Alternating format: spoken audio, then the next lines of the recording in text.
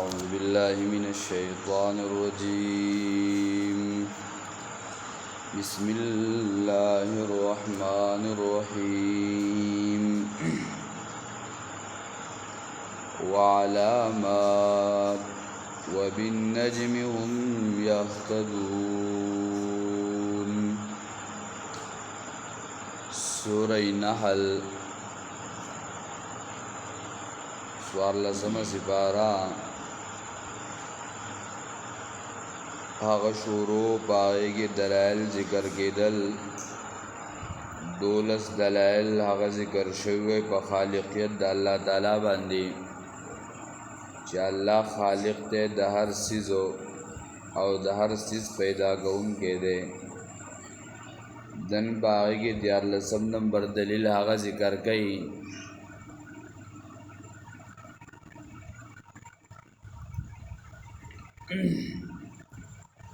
چې پیدا کړي دي نخې علامات ویل کېږي نحو ته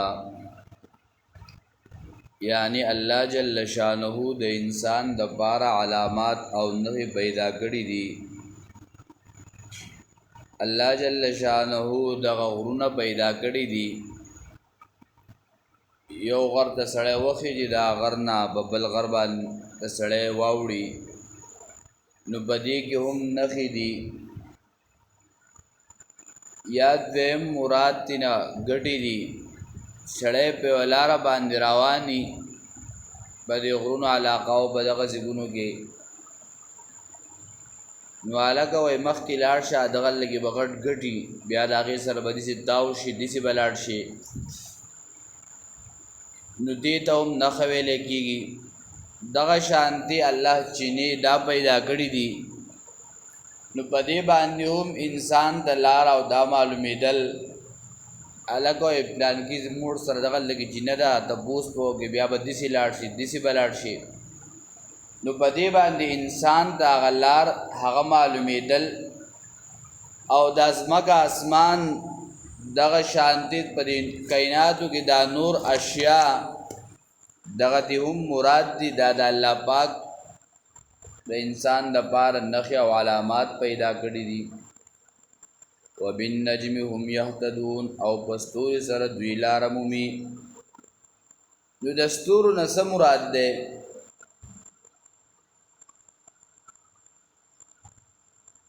یاد د غستور نه مراد هغه فرقدین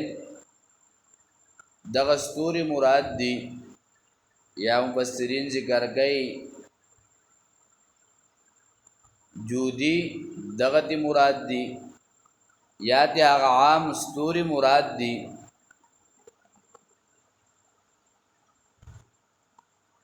او دغه ستورو په وجه باندې خلق لار هم معلومي چې لار په حاصله کی بوخا خدا سے لار او داسې زونه نول نو خلق بل دغه ستورو او د دې په ذریعہ باندې د لارې معلومولي او د دې دور لکه سمندر شو پدې کې دا جازون دریابي دا دوی هم د غستورو پدې وجه باندې لار معلومه او باغې باندې تک کوي او د غستورو په وجه باندې دغه قبله او دا هم معلومیږي او دغه شان د امام رازی رحم الله په خپل تفسیر کبیر کې ډېر د مشاهده هغه تذکرہ کړی دا شبیر احمد عثماني هغه په خپل تفسیر کې ذکر کړی دی په هندستان کې داسې خلق ول چې هغه به د خاور راواغست هغه به بوی کړه دا هغه بوی په وجه باندې باغوي د غلار او دا معلومولي وبالنجم هم يهتدون او بستور سره دوی لار مومي یو عالم ذکر کړی دی چې کله درې خبرې تپوس کېږي باغ وخت کې بسګي غلې کېږي با چې کله تقدیر په باره کې تپوس شي او دویم د صحابه کرام رضوان الله تعالی علیهم اجمعین په باره کې او دریم چې دستور په باره کې نو بدی کې با خاموشتیا او سکوت اختیار ہے داسې نه چې داسې الفاظ د خولې نه وځي چې د هغې په وجې نه ته په کفر او په دې کې داخل شي نو په دې کې احتیاط دی په احتیاط کې به سوچ کې لکه د علي رضی الله تعالی عنہ قول موږ وروسته ذکر کوو اموات غیر احیا کې والذین يدعون چې علي رضی الله تعالی عنہ یو سړي ته پوښتنه کوته وی چې دا هر څه د دې خالق الله دی هر څه هغه چره هر څه داسې هغه کوي دا هغه کوي نو یې موږ څه دیو علي رضی الله تعالی عنہ فرمایل وی ته یو خپل چوته کا چې کله چوته کړوي دا بلخ په پسې چوته کا نو هغه وی دا غوښنه شم ته تلوي دغه کار الله پاک کوي کنه دغه کار ستاره چې یو خپل درې دې شو بل چوته ولې نشي وز دلته ذکر کوي افمن يخلق كما لا يخلق افلا تذكرون دلته ثمره او نتیجه ذکر کوي دا غ دلایلو چې کم دلایل ذکر شول دولس چې تصرف والا ذات صرف دا یو الله جل شانه دی چې پر کائنات کې څومره تصرفات کوي ګرمي راولي یخني راولي ورځي لنډي ورځي وګدي دا شانتي سار کوي ماخام کوي شپه راولي ورځ راولي دا تصرفات والا څوک دی دا یو الله دی دا دغه خالق ذات دی چې د هر څیز وجود ته راوستی دی دغه شانتي معشوم پیدا کی هغه ځوانۍ ته ورسوي بوډای کی دغه شانتي معشوم وجود هیڅ دی د انسان هغه وجود ته راولي دغه شانتي پستونه دانې واچي الله پاک د هغې نه لوی لوی پټي او لوی لوی باغونه جوړ کړي تا یو دانه کوي الله پاک هغه راوخیږي د هغې سره دغه شانتي باغونه تا به یو څو سیزونه کرلی او د هغې نه څومره فصلونه راخیږي نو د دې هر څه کوونکی هغه یو الله جل شانه دی نو دلته وس رد په شرک دی او زوره نه ده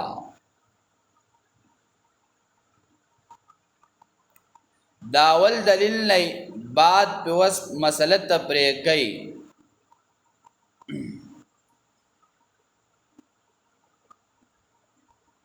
آیا نو هغه څوک چې پیدایش کوي په شان دا کس دی چې نشي پیدا کولی الله جل شانه یخلق کل شی چې الله هغه ذات دی چې هر څیز پیدا کوونکی دی دا کل شی دا وسره سره دای علماء د تفسیر هغوی محذوب دلته دی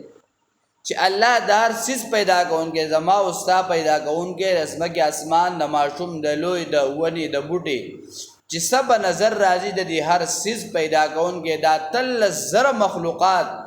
علما ذکر کوي چې دا راجح قول لري چې دا ټول سیزونه وجود تر راوستونکي دا څوک دی دا یو الله دی نو آیا پشان دا هغه چا کې دی چې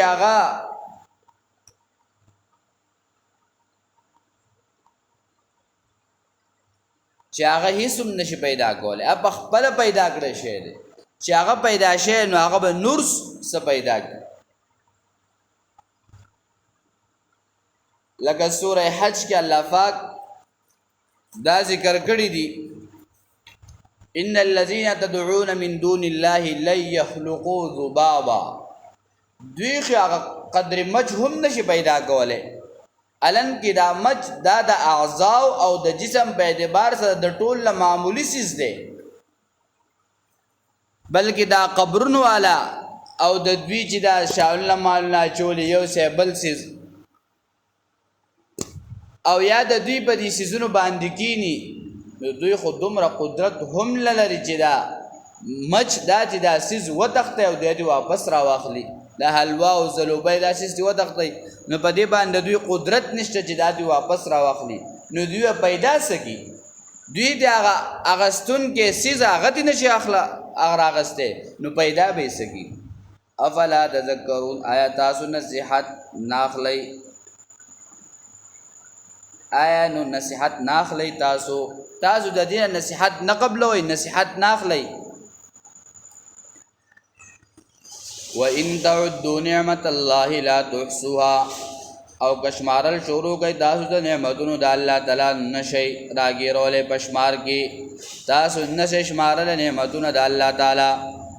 احصار ویل کېږي علما ذکر کوي یو سیز هغه شمارل بیا محفوظ خودل د الله خو دومره نعمتونه دي دا خو اول ته شمارل نشي او چې شمارې کې محفوظه به کم نو دا خو د شمیر نه بهر دي سمندرونه چې دا سیان شي دا ونې بوټي ټول قلمان چې د الله نعمتونه بیا هم سړی نشي شمارلی دا د شمار نه بهر نعمتونه دي او دا ډیر زیات نعمتونه دي چې انسان په شمارلو باندې راشي دا نعمتونه دا دې نشي شمارلی او دغه شانتي آیت سوره ابراهیم 34 کې هم تیر شوی خو الته اختتام د آیت په ان الانسان لظلوم کفار کړی دی او دلته اختتام د آیت هغه ان الله لغفور رحیم کړی دی بهر امام رازی رحم الله فرمایي په سوره ابراهیم کې د دو اوصاف ذمیمه ذکرو یو د ظلم یو د کفار نو په دې آیات کې تفریح الله تعالی د خپل اوصاف ذکر فرمایي په تفسیر کوي چې دا ټول نعمتونو خالق الله دی نو انسان ته الله جل شانه دا نعمتونه ورکړل نو دا انسان اغستون کې نعمتونو د الله یعنی دا انسان چې دی د الله پاک نعمتونه اخلي نو هر کله چې اغستون کې د نعمتونو شو نو در بار دو صفتونه جوړ شو یو ظلم یو کفار زګه چې د الله د نعمتونو کما حقه شکر نشي ادا کوله نو دغه شان دي ګناهونه هم صادريږي ګناهونه به هم کیږي نو تفرید باغې باندې چې الله جل شانه په دې آیات کې خپل دو صفتونه ذکر کړل کچرتا ظلم د نوش نو زه غفور يم بخانه غواړم او کچرتا کفار نو ز سیما ز رحیم یما دا تفسیر کبیر ذکر کړی او دلته ذکر کوي چې الله جل شانه د ټول نعمتونو مالک دی او دا ټول نعمتونو ورکون کې دا څوک دی دا الله جل شانه دی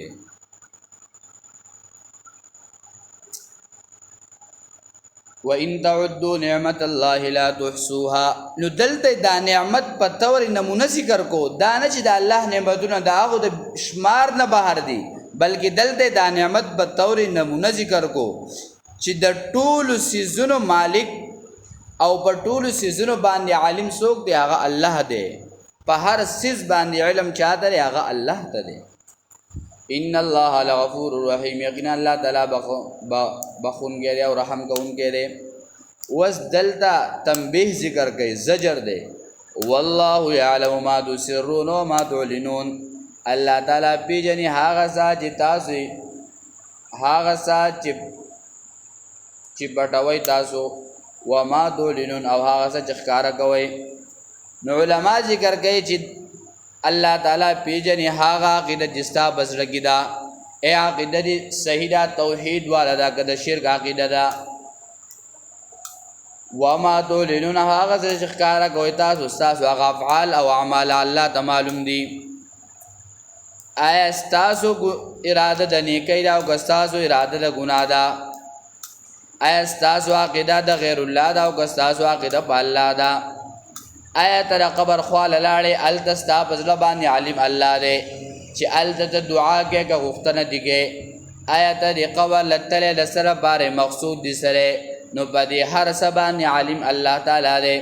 والله يعلم ما تسرون وما تعلنون الله تعالی پیجنی هغه څه چې پټوي تاسو او هغه څه چې ښکارا کوي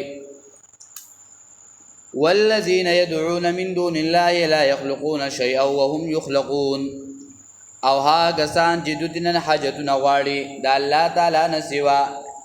نشي پیدا کولای هیڅ چیز وهم یخلقون او دوی پیدا کړی شوي دي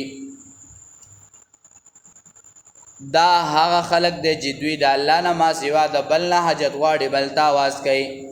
بلکې دوی بخپل حاجتمند دي، دوی بخپل پیدا کړی شوي دي، نو دوی به د بل حاجت صبوره کی. د دوی دا خدایان دا خو معبودین باطل دي، بلکې معبود دا هغه دپاره درې صفتونه دلته علما ذکر کوي. ډېر صفتونه دي. یو معبود هغه خالق وي، او دویم هغه خالق چې هغه همیشه وي، په هغه پناه نه راځي. او دریم خالق هغه وي چې هغه د په هر څه باندې علم وي. د دوی دا معبودان خلاول خالقین نه دي، پیدا کوونکي د هیڅ نه دي. او دویم چې په دې دا مړه کې په دوی باندې همیشه لپاره پناه راځي، بلکې دوی خو داسې نه چې په دوی باندې پناه نه راځي، بلکې په دوی باندې پناه او راځي او دوی به ختمیږي. او دریم دا چې الله ته د هر څه علم دی او د دوی سره غلک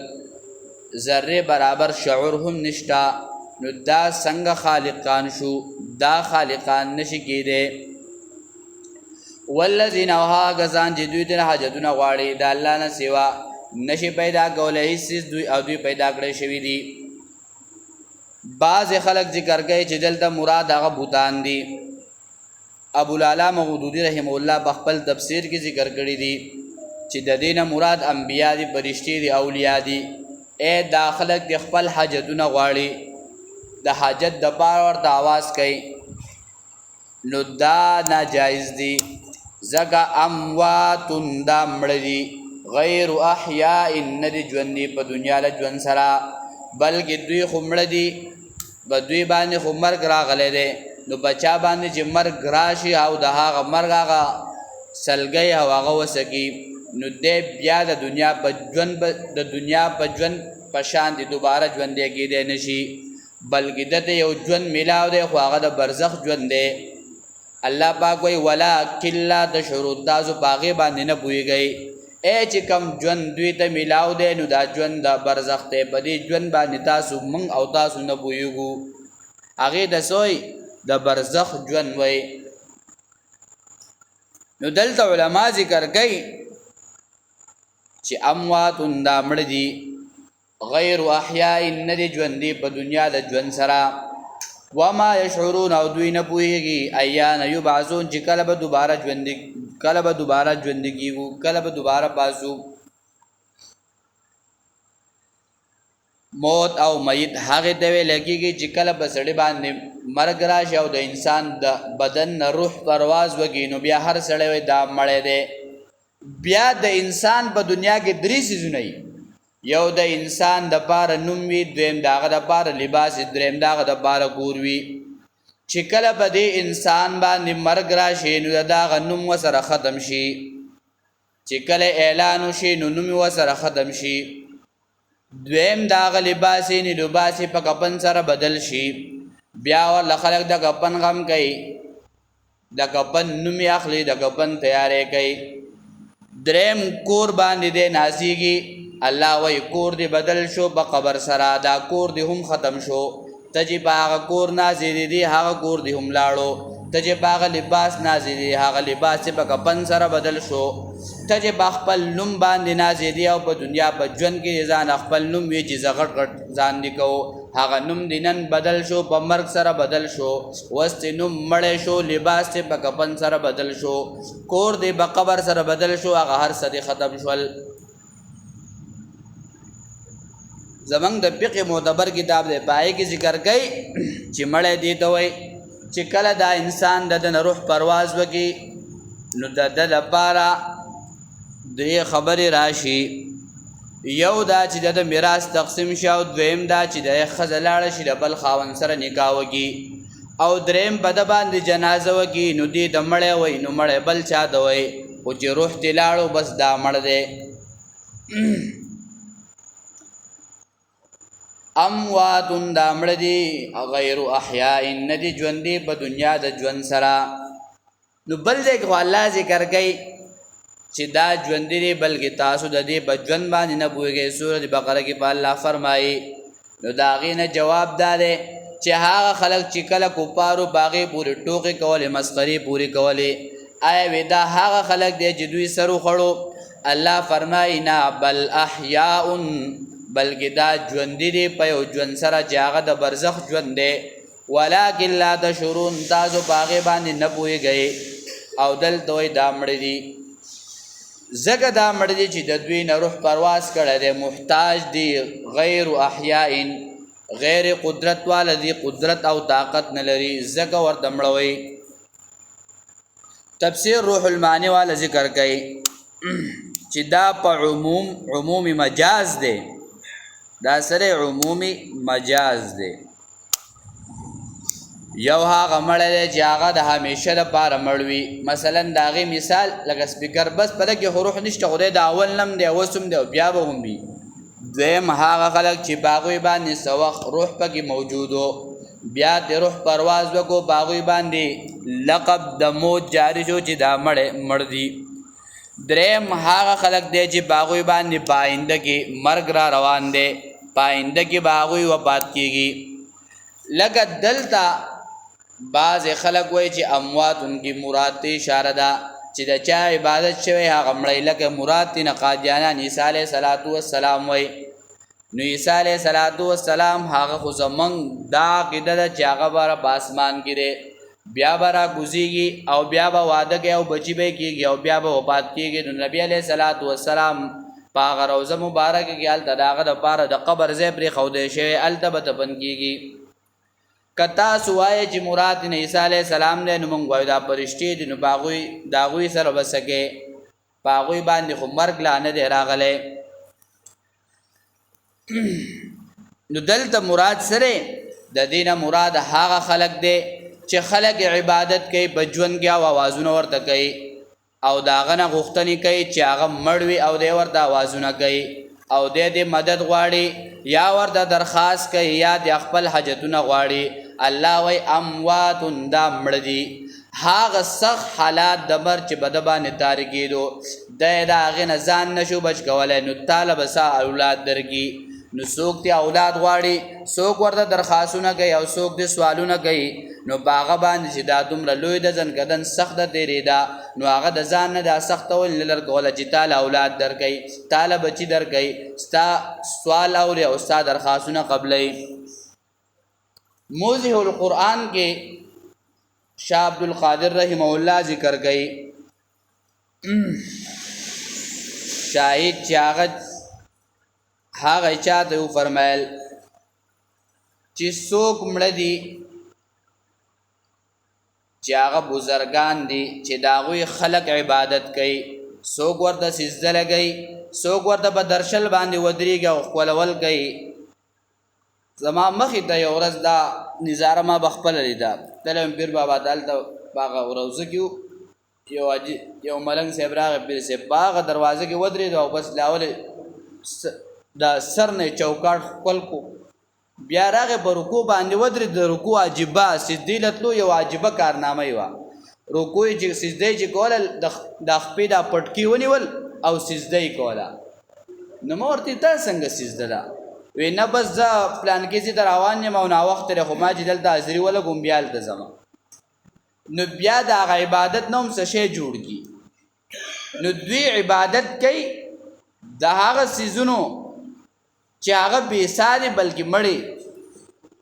او شبیر احمد عثماني هم فرمایي چې دوی د کم څیزونو عبادت کوي د الله نه ماسوا دا ټول بېسا دي دا مړ دي چې دا همیشه دي لکه بوتان شول یا بالحال چې کم خلک هغه موجود ول په هغوی بیا مرګ راغلی یا د هغې نه وروسته هغه خلک چې په هغو باندې په آینده کې مرګ راځي هغوی لا مرګ نه دی راغلی بلکې په آینده به هغوی باندې مرګ راځي نو دوی د هغوی عبادت کوي نو هغه دلته یو خلاصه ذکر کړې ده چې یو سړی د خپل جسم بل ورکي نظر ولا بل ورکي نو دی به بل چاله دا نظر څنګه ورکي د ده دا جسم خو ده بل چا ورکړی دی او چې کله هغه وغواړي د ده نه واخلي نو دی په دې کې څه نشي کولی چې دا خپل جسم ته دا روح واپس کړي د خپل سترګو ته خپل نظر واپس کړي د خپل غوږونو ته د اورېدو دا سما دا قوت طاقت واپس کړي نو دی به بل څه ورکړي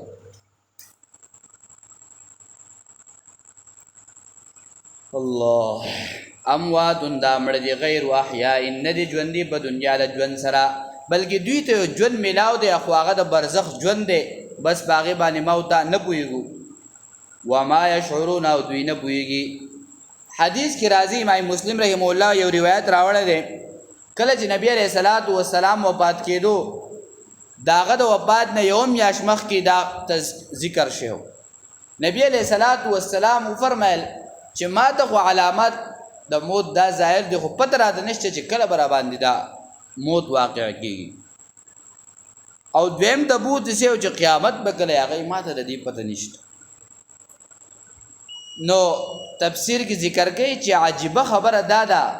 چې یو سړی مړ شي لاول خو هغه د خپل مرګ پته نه لګي او چې کله مړ شي هغه د دا پته نه لګي چې قیامت به کله راځي او زه به دوباره د قبر نه کله پورته کېږم نو دی به ستا ضروریات ستا حاجات دا به څنګه پوره کوي چې ستا ټول ضروریات پوره کېږي او ستا حاجت پوره کېږي د هغه نه ما سوا د الله نه ما سوا هغه ته اواز کوي الله وایي دا مړه دي دوی به خپله نه پوهېږي چې د قبر نه کله پاسو او قیامت به کله راځي نو تا ته د څه پته ولګي ده ایان یبعثون چې کله به دوی دوباره ژوندي کېږي دوی ته خو د خپل د مرګ د دوباره ژوند پته نشته چې په ما مرګ راغی او بیا به قبر کې ځیم د آدم علیه السلام نه واله تر اوسه پورې د برزخ زندګي شروع ده چا ته پته ولګي چې پلانکي ځای پلانکي ورځ باندې قیامت دی او موږ به باسو نو دې مړي ته پته لګي نه چې زه کله باسم نو تاله به درکې سه چې ته دې حاجتونه غواړې او دور د اوازونه کې هغه پوهېږي نه او شان ورشا کشمیری رحم الله ذکر کړی دي چې په دې وخت کې دا خبره واجب ده چې دا مړی اوریدل نشي کولای ځکه دا د شرک دروازه ده خلق بزی بیا به د قبرونو طوافونه شروع کی خلق بزی قبرونو ته بسجدي شروع کی نو د دې وجه نه دا خبره واجب ده چې دا خبره سړی پوه شي چې او دا مړی اوریدل نشي کولای بعضې وایي اوري او نه اوري شاه الله شاه بخاري رحم الله چا د بوس کوي دا مړي اوري که نه اوري هغه ورته یې ولې ستا نه په قبر کې دې ته بوس کوي که چې هغه واوري نسي چل کوي او که چې هغه نه اوري نسي چل کوي اورېدل نه اورېدل په قبر کې سوال جواب نشته چې تا په دنیا کې دا خبره زده کړې وه چې اوري راشه تا ته په دې باندې دا خبره میلاو شوه چې بس ته جنتي شوې نه په دې باندې بس هلته د عمل حساب کتاب دی په عمل به تپوس کېږي چې عمل دې څه راوړی دی او څومره طریقې دې ژوندی کړي او څومره دې پرېښودي نو د دې تپوس به کېږي د دې خبرو تپوس هغه نه کېږي الله دې د عمل توفیق راکړي اللهم ربنا آتنا فی الدنیا حسنه وفي الآخرة حسنه وقنا عذاب النار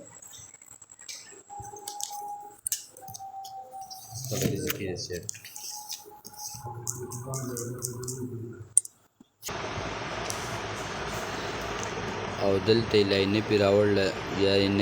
لاینه پی م راوړله بیا وروسته نکره م راوړله او کله چې نکره تحت النفي واقع شي نو هغه بیا د عموم پیدا ورکوي مطلب دا چې د ماش نه واله تر اسمانه پورې ذرې نه قطرې پورې هېڅ شی دا هر څه څوک پیدا کړي الله پاک دا په دې کې هېڅ چا بل نه دي پیدا کړي دریابونه د هر څه چا پیدا کړي د الله جل شانو پیدا کړي او معبود هغه خالق دی او مخلوق چې دا خالق نشي کېدی ځکه چې عاجز دی په هغوی کمزوریان دي په هغوی ضرورتمند دي سبحانه پاک دی الله پاک د عیوبونه او د هر هغه څیز نه چې موږ ورته محتاج یو ډوډۍ ته موږ محتاج یو خوراک څښاک ته موږ محتاج یو د هغې د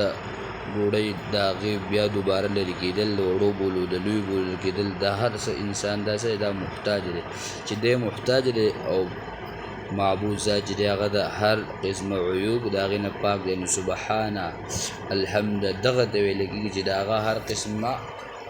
ضروریاتونه پاک دی او بلکې موږ ورته څه یو موږ ورته ضرورتمند یو نو مطلب د دې نه دا دی چې مدارک کوم دویم جلد 283 صفحه کې لیکلي دغه شان د ماجدي شو روح المعانی شو دا ټول وجه د دې نه انبیا اولیاء دغه خلک مراد دی چې دا خلک ورته اوازونه کوي دوی دې څه غواړي هغه سوالونه دې کوي مدد دې غواړي چې اولاد ورکوي خاص چې سړی د یو قبر وانه اولاد غواړي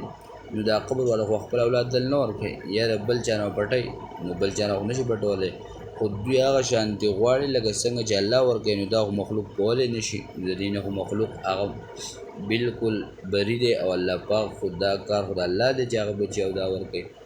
بیا لا بعض خلک وایي د حیات برزخ هلکه حیات برزخ څنګه اوس دا برزخ کو د دنیا په شان د ژوند میلاو دی نه نه بلکې دا یو جدا ژوند دی هغه جدا ژوند دی ځکه چې انسان څنګه په دنیا کې ژوند کوي دغه شان د پس د مرګ نه بلکې دا یو جدا ژوند دی چې په هغې باندې موږ او تاسو نه پوهېږو دغه شان ورشاه کشمیر رحمه الله ذکر کړي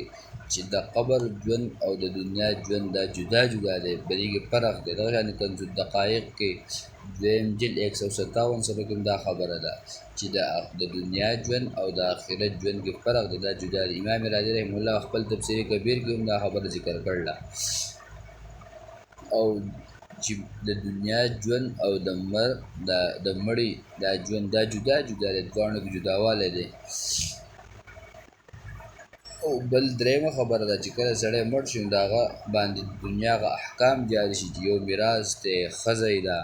دغه شان چې په هغه باندې جنازه ده چې دا دومره څیزونه پرې راځي نو دی څنګه دغه کیدی شي د دې وجې نه چې د دنیا او د آخرت په ژوند کې سره فرق دی بلکې دومره دا چې په قبر کې کوم ژوند دی بس د روح ورسره دومره تعلق چې دی په هغې باندې عذاب او ثواب څه شي محسوسولی شي د دې نه علاوه هغه نور نشته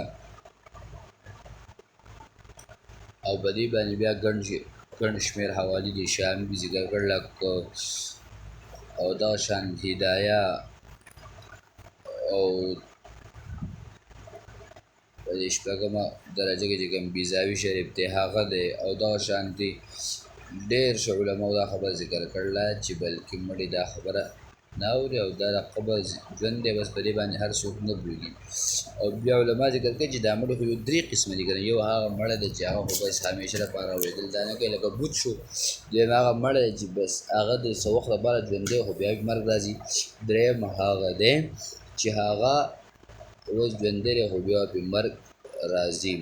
نو بعضې د عیسی علیه السلام چې په تاسو وایي چې امواتون دا خو مړه دي نو د چا چې عبادت شی دا خو په هغو باندې مرګ راغلی عیسی علیه السلام مړ دی بیا تپوس وشو دا څنګه معلومه شو هغه چې ما به خوب کې لیدو او د ده قبر په کشمیر کې دی نو دا خو د دوی د ځان لپاره دا خبرې او اصل دا دوی یهودو عیسایانو د دې لپاره پیدا کړو چې دین اسلام دا کمزوره شي او دا یهودیت نصرانیت او دا بېدیني په دنیا کې خوره شي علم ختم شي دینداري ختمه شي هغوی دا د اول او د ازل نه سوچ دی مقصود په دې کې دا دی چې د دین بوتان نه دي بلکې دین هغه خلک مراد دی چې کوم خلکو نه خلک درخواستونه ورته کوي سوالونه ورته کوي